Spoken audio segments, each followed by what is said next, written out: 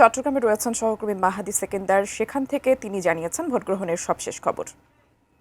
11 আসনের সফিয়া খাতুন সরকারি প্রাথমিক বিদ্যালয় যে ভোট কেন্দ্র, এই ভোট কেন্দ্রে ভোট গ্রহণ চলছে। দুপুরে এখানে যারা আছেন প্রিজাইডিং অফিসার, পোলিং এজেন্ট সহ অন্যান্য যারা তারা তাদের দায়িত্ব পালন করছেন। যদিও ভোটার উপস্থিতি এই মুহূর্তে তেমন নেই, দীর্ঘ সারি সেটিও নেই, তবে ভোট গ্রহণ হয়েছে সেটি সকাল থেকে যে স্বচ্ছ ব্যালট বাক্স রয়েছে সেটি কিন্তু অনেকটা ভরেই গেছে ব্যালটে, সেটি দেখাই যাচ্ছে। এবং পোলিং এজেন্ট যারা আছেন তারাও দায়িত্ব পালন করছেন, আমরা দেখতে পাচ্ছি। প্রিজাইডিং অফিসার, সহকারী প্রিজাইডিং অফিসার যারা আছেন তারাও এখানে আছেন। এবং একই সাথে আইনশৃঙ্খলা রক্ষাকারী বাহিনীর পরিস্থিতি যদি বলি, আনসার সদস্যরা আছেন, পুলিশ আছেন।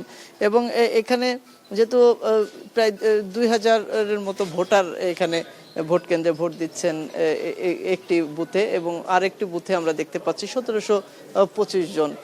তো সবকিছু মিলে আসলে এটি খুব বেশি বড় ভোট কেন্দ্র নয়, এবং যে কারণে এখানে ভোটার যে চাপ সেটিও নেই। সকালে এখানে যারা আছেন তাদের দায়িত্বরত তাদের সাথে কথা বলেছি, সকালেই অধিকাংশ ভোটার এসেছেন, তারা এসে ভোট দিয়েছেন। এবং দুপুরবেলা এবং এ কারণেই হয়তো বা ভোটার উপস্থিতি নাই। বেলা যেহেতু 4:30 পর্যন্ত ভোট গ্রহণ চলবে, বিকালের দিকে হয়তো বা আরো ভোটাররা আসবেন। তো সবকিছু মিলে এই কেন্দ্রটি চট্টগ্রাম 11 আসনে, এখানে মূলত জামায়াত এবং বিএনপি দুই দলেরই প্রার্থীর সাথে প্রতিদ্বন্দ্বিতা। এবং গুরুত্বপূর্ণ আসন চট্টগ্রাম 11, ইপিজেড রয়েছে, কাস্টমস, বন্দর সহ এখানে অর্থনৈতিক যে অঞ্চল, সমুদ্র পতেঙ্গা সমুদ্র সৈকত এই 11 আসনের মধ্যে পড়েছে। সুতরাং ভোটারদের নির্বাচিত জনপ্রতিনিধির উপরই এখানকার অর্থনৈতিক এবং আগামী দিনের যে পরিকল্পনা সেটি নির্ধারণ করবেন তারা। এবং সেই জায়গায় তাদের ভোটাধিকার যে প্রয়োগ সেটি গুরুত্ব রাখবে।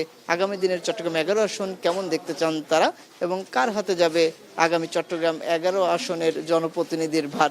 তো এই ছিল আমার কাছে এখান থেকে সর্বশেষ।